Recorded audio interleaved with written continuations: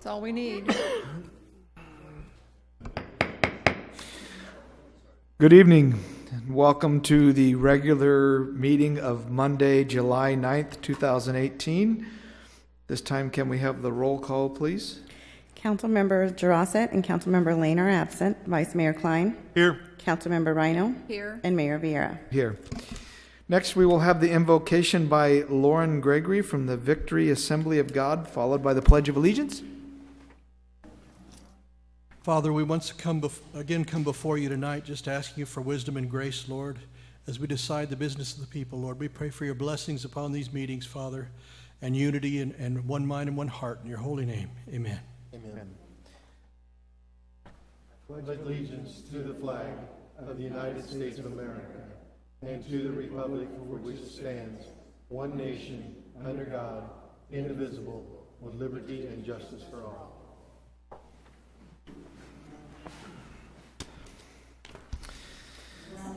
We have no presentations this evening, so we will move to citizens' communication to the council on matters not included on the agenda. While the City Council welcomes and encourages participation in City Council meetings, adopted rules allow no more than 5 minutes for expression of non-agenda items. Matters under the jurisdiction of the City Council and not on the posted agenda may be addressed by the general public.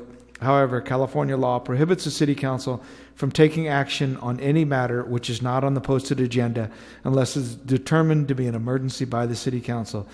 Citizens are entitled to address the City Council on any agenda item subject to the 5-minute provision. I do have a few speaker cards here, so I'll go ahead and start with those. The first one is Lee Brandt.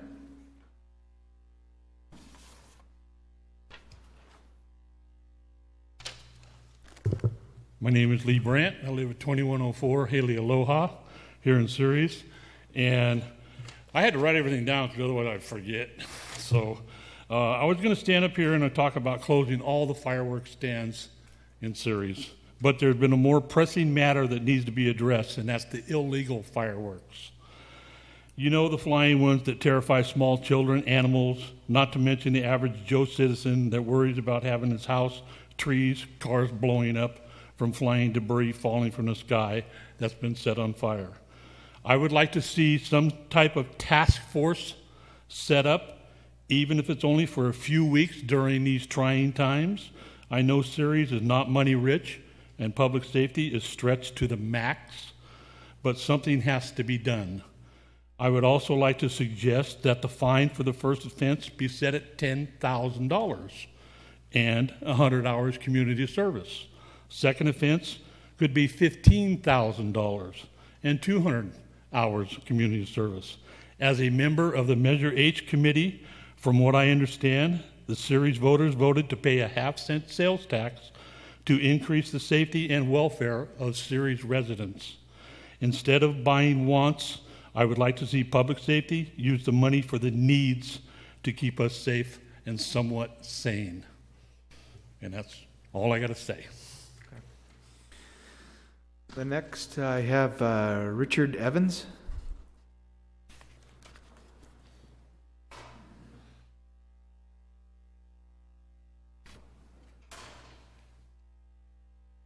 Hi, I'm Richard Evans. I live at 2845 East Hatch Road. I'm a retired nuclear engineer with 3 computer science degrees, just to tell you where I'm coming from. I know that there has been a thing put forth to stop all fireworks, but I don't think it's the fireworks that's the problem, because the booths is money for Boy Scouts, Girl Scouts, church groups, youth organizations. And I understand the city gets some sales tax from that also. Now, the booming ones that has been complained about are the illegal ones, because I do know that I've worked 3 years at the fireworks booths, and they don't sell ones that make noise. They don't sell the rockets. They sell the sparklers type, and that's it. And that's all I have to say about that. Thank you. Thank you. Before I call the last speaker card that I have, Just so the audience is aware, I intend to request that the city manager bring back a special study session to talk about the fireworks issue and what we experienced this past 4th of July. I would like to be provided with some insight as to what other jurisdictions are doing, what we might be able to do, and this morning I even mentioned to him, obviously if we go on end and ban everything, that's still not going to stop people from doing illegal fireworks. So how do we get to the core of the problem? And perhaps it's something where we, and again, this was just me brainstorming, that we break it down into smaller pieces where we're moving to district elections. Perhaps we have neighborhood watch groups in each of those districts, and we assign someone from the city. And I don't know how it's going to look, but I think it's worthy of a discussion. We have a year now to be able to address this. So I definitely want to move forward with it. I've heard that some jurisdictions have had some pretty good success with some of the measures that they've implemented. It does take a few years before they get in there and see some benefits, but I think it's something that we need to do. So I do want you to know that we will be addressing this item in further detail. It may be 2 or 3 months from now, but it will be something that we will dedicate an entire time frame to. So before I ask the last speaker, Councilmember Ryno?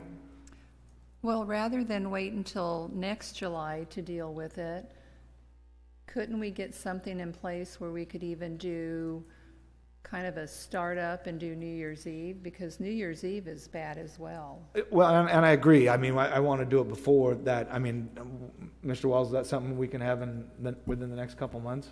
Yeah, looking at the calendar this afternoon, I likely would have something either the first meeting in August or second meeting in August, at least have information and discussion, and you provide direction at that meeting. And one of those 2 meetings in August, we're working through the agendas to, on Wednesday, we'll have a better feel for that, and we'll get an item scheduled.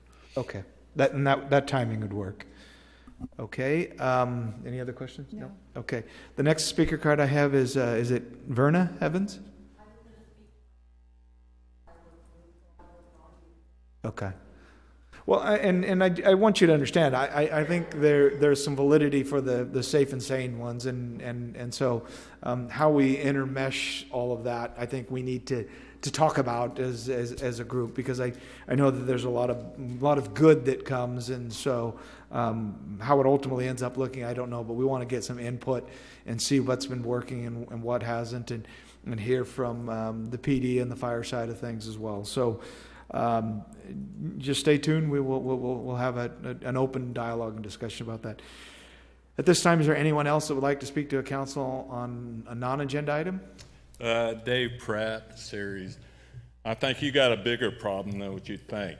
When on my morning dog walks, I found on the trail, it looks like a handful of fuses, about a foot long. And my guess is they're probably taking those and tying them to whatever they're using, lighting that, and leaving the area. So you're going to have a lot harder problem trying to find those people. If that's what I think they are, they're still there. They're about that long. All they got to do is twist them on, light that longer fuse, and leave. Thank you.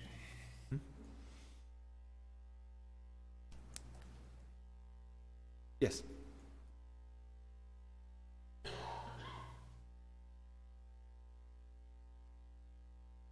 I'm glad to hear something's going to be worked on. My name's Don Cool. I live at 2610 Stanford Avenue in Ceres. Can I approach and show you guys? These were on the roof of my house and my front porch. And that's a fire waiting to happen. That's bad. Mm-hmm.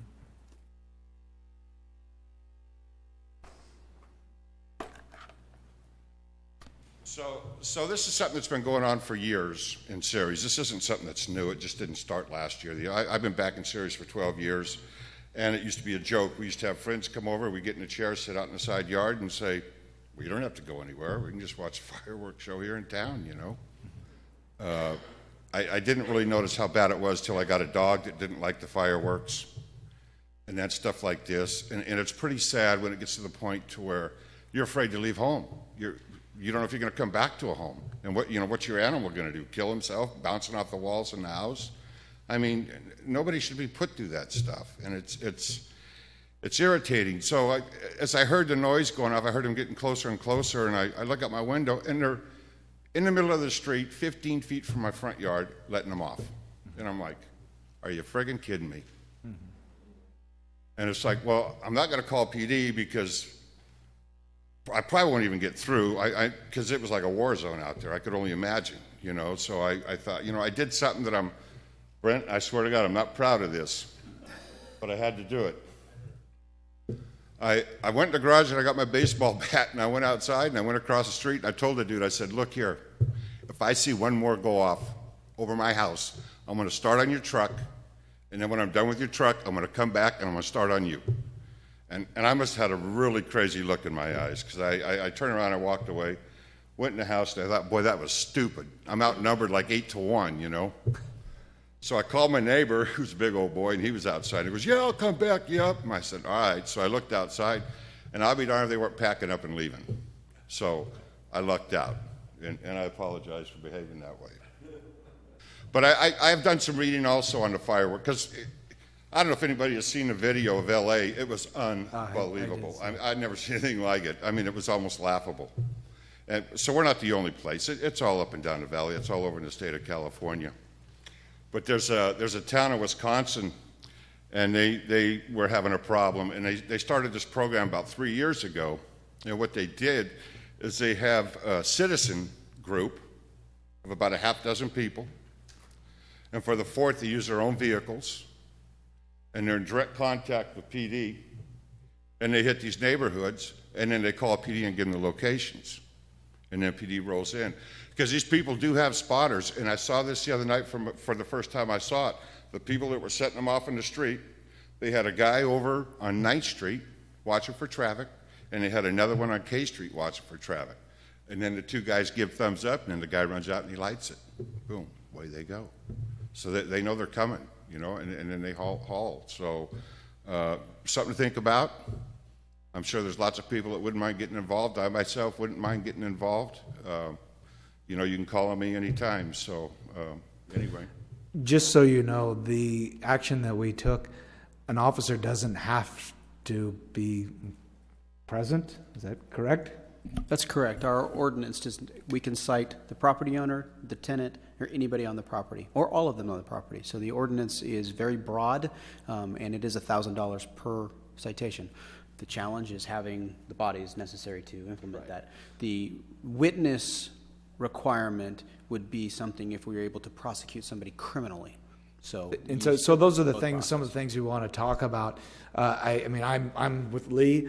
Let's make the penalty stiff enough, and let's take it to, we can potentially lien your property if you don't, because part of the challenge that we have is you can issue all the tickets you want, but the same people that are lighting these things off don't really care if they pay. Well, it's pretty good odds right now, because I read there were 2 citations. You figure there's probably, 5,000-6,000 people letting them off, so that's 2 out of 6,000. I'll take those odds to Vegas any day. We issued 26 last year. How many this year? We don't have the final numbers because there are a number out there. I read there were 2, but even 26, I mean, for the number that's being let off, that's... You have to have people to do that, so that's what we'll bring I back. understand that. We'll bring the options back. We got all these firemen, we have people. We're just not using them. Unfortunately, we don't. So we'll have a discussion about it and see what we can come up with to put it in place and see if we can start to make some strides. Yeah, it'll take more than a year, but hey, a start's better than nothing, Well, I heard Merced was very aggressive this year and really went out with a strong PR message, and we're trying to see some of the benefits of that. So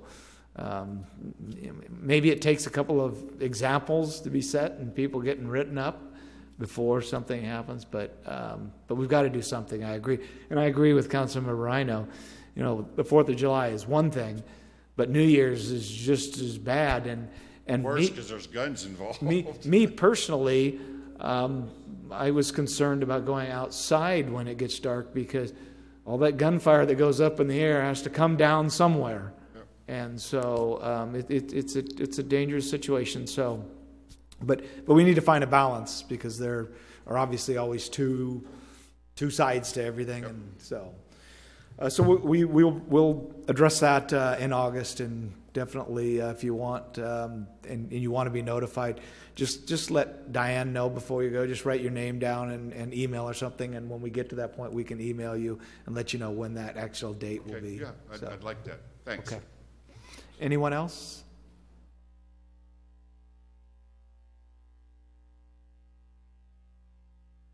First off, I'd love to be notified. Let me know. But you know how you always think of something until it's too late. But the rocket's red glare, not only happened, July 4th, it also happened the next night, and happened again last night, in my area. And on the 5th, I walked outside, and there was a couple of huge parties going on in my neighborhood.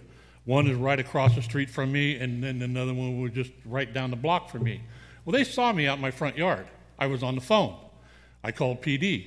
I have the business line. I just called the one, 5713 or whatever, and I knew that they were busy and stuff like that. However, when I got up Saturday morning, there was evidence of things, and the bombs, not necessarily the fireworks, but the bombs, when they throw them in a plastic bottle and explode them. There was a couple of them that were thrown at my house. And I want to just kind of I should have let you know today, Rick, I forgot all about it. But I just want to let it publicly be known that somebody is retaliating against me in my house. And I would just appreciate a little bit of extra protection or patrols or whatever. So, and thank you, Chris, for doing this. I mean, this is awesome. It's something that needs to be done.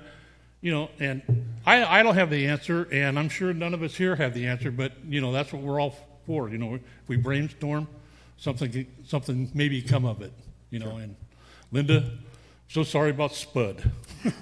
So, thank you. Thank you. Is there anyone else?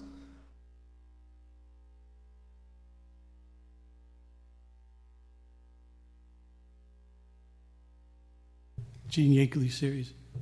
All these people behind me have already spoke about the fireworks thing, and I think it's pretty evident what's going on. It disturbs a lot of people, me in particular.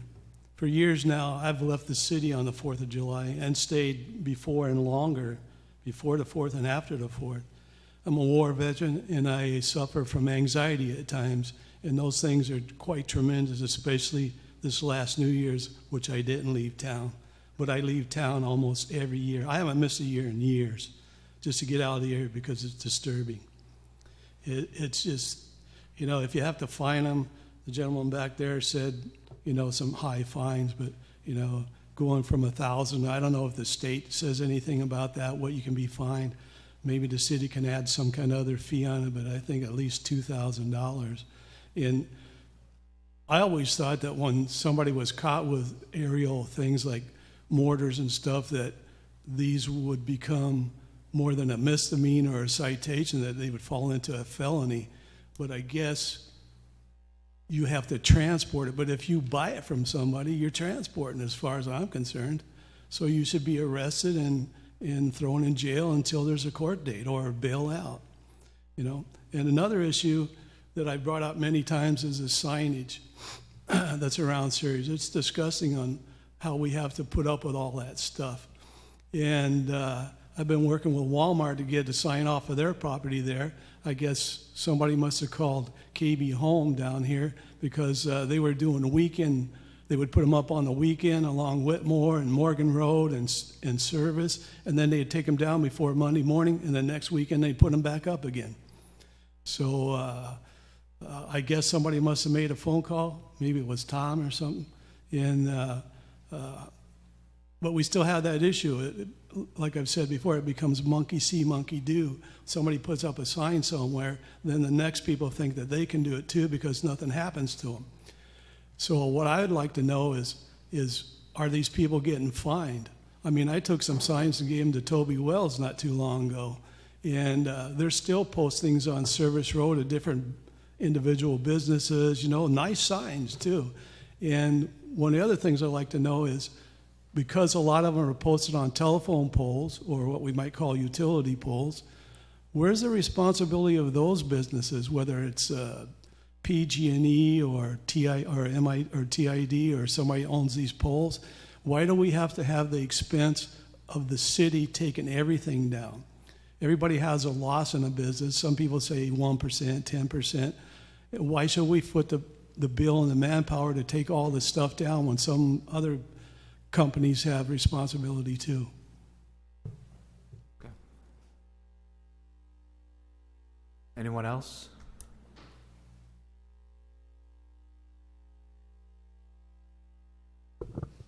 I just want to say that I agree with what they're saying about the boom noises, because we had them in our home and they are scary.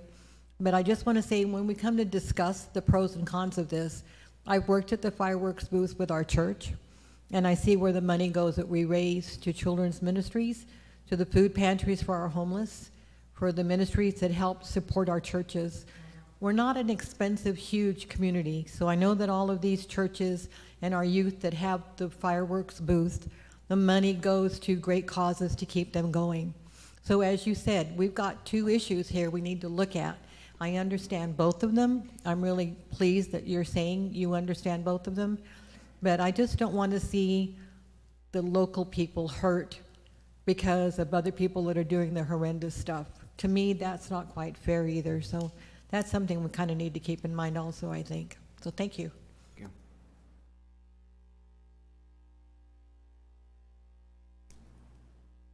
Sheila Brandt. I'm just going to change things up. I'm going to talk about concerts in the park. Tomorrow night we will be doing 40s music, because this year we decided to do the celebration of the centennial. So every Tuesday night we do a different decade. And so this Tuesday night it will be the 40s. So I'd like to invite everyone out to come to the concerts in the park. Last week, Whitmore Park kind of didn't look really clean when our concerts were starting, so maybe somebody could go by there tomorrow morning or something, make sure the trash is all emptied and things are kind of cleaned up, because we do have the community coming to the park. But we've had some really good turnouts, but I just want to invite everyone out. Good. Anyone else? Okay. We will move on. We have no appointments to boards and commissions this evening. Conflict of interest declaration. Is there anyone on the council that would like to declare conflict of interest on any of the 7 consent calendar items? Okay, hearing none, we will move to the consent calendar. All matters listed on the consent calendar are considered routine in nature and will be enacted by a single motion unless otherwise requested by an individual council member or the public for special consideration. Otherwise, the recommendation of staff will be accepted and acted upon by a roll call vote. At this time, is there anyone on the council that would like a consent calendar item pulled for further discussion? Okay, anyone in the audience? All right, hearing none, I'll bring it back to the council for direction. Move to adopt 1, 2, 3A, B, 5A, B, C, D, 6, and 7. Second. Okay, we have a motion and a second. Can we have the roll call vote, please? Vice Mayor Kline? Yes. Councilmember Ryno? Yes. And Mayor Vierra? Yes. Motion passes 3-0-2. Okay, thank you. We have no unfinished business this evening, no public hearing, no new business. Discussion items, we have none. Council member referrals, I think the one item that I would like would be, again, the firework discussion. Is there anything else any of the council members would like? Nope. Okay, hearing none, we'll move to reports. I have nothing to report. Councilmember Ryno? I wanted to comment on Neal Park and the improvements. We took our smallest grandchildren out there the day after it opened, and it looks fabulous. And I love the sailcloth that's all over the play area, because it was 83, but it didn't feel like it was that hot, and it's Too bad we can't get a grant or something that we could retrofit our existing parks, because I mean, it really makes a difference in kids being able to play. The disappointing thing, though, was this was the day after the park opened, and there was so much trash that people had already left. It was just very disheartening that people would go to this brand new playground, and they did that. We wound up picking up all kinds of candy wrappers, water bottles, just junk. I mean, it was just really, it was disappointing. But other than that, it's a really nice improvement. Okay. Vice Mayor Kline? Nothing. Okay, we'll start. Ms. Dean? Council? No, sir. Okay. Mr. Wells? Thank you, Mayor.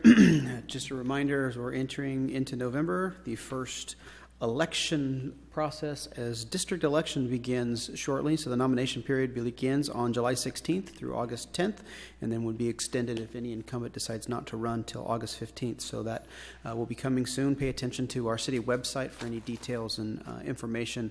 We'll be posting and updating there regularly. If anyone was interested in running for city council, please contact the city clerk and make an appointment. Is the best way to get that process started. Also want to remind everyone the Centennial Committee is meeting tomorrow evening in this building at 5 p.m., continuing to plan activities and events for the year. And then lastly, we still have an opening on our Measure L, which is the half-cent sales tax in the county. The Citizens Oversight Committee has a vacancy on that committee, so we're looking for anybody who's interested to serve on that committee. Again, that information is on the city's website as well. Okay. Mr. Westbrook?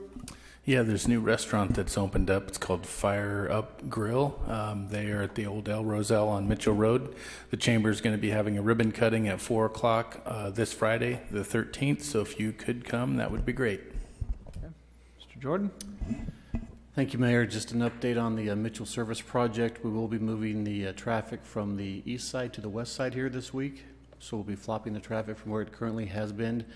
Reminder to the public that a yellow flashing light means that you can pass through that intersection without stopping, just cautiously. You don't need to stop at that intersection, just keep moving. The businesses are still open on the east side too, so if we could get our locals to make sure that when and if they can still go over there and service those businesses, we'd appreciate it. Okay. Before you go further, can I make a comment? Sure. They've already moved the traffic. Is there any way to put a no left turn ahead when you're going northbound on Mitchell? I came off Mitchell today out of Turlock area, and I come up to that area, and 2 cars wanted to turn left onto Service, and they held everybody up all the way to the freeway. And Service Road is closed to the left to head west. And it took the construction crew to get up there at the corner and tell them, you can't turn there, keep on moving. But it just, because they already moved it, like you were saying, and it just backed everybody up. We'll look into that for you, Mr. Thank you. Mr. Smith? Well, I think I should comment on the fireworks situation really quickly. On the 4th of July, we had 9 sworn officers, 1 non-sworn. We handled 86 calls for service, and I know I sent this information out to you. 86 calls for service. We usually average 40 calls, so we were twice as much. We made 9 arrests, mostly alcohol related, 2 arrests for fireworks. It's my understanding we've cited 5 people this year, which is not very many, but our officers were tied up on calls. And also we had 1 stray mortar round explode in a neighborhood that sent a small child to the hospital with burns. So it was a pretty bad year this year. Okay. That's all I have. Mr. Collins? Ms. McCoy? Okay, with that, I think I got everybody. So with that, we will move to closed session. We have 2 items. The first is the conference with labor negotiator, followed by public employment discussion on the fire chief.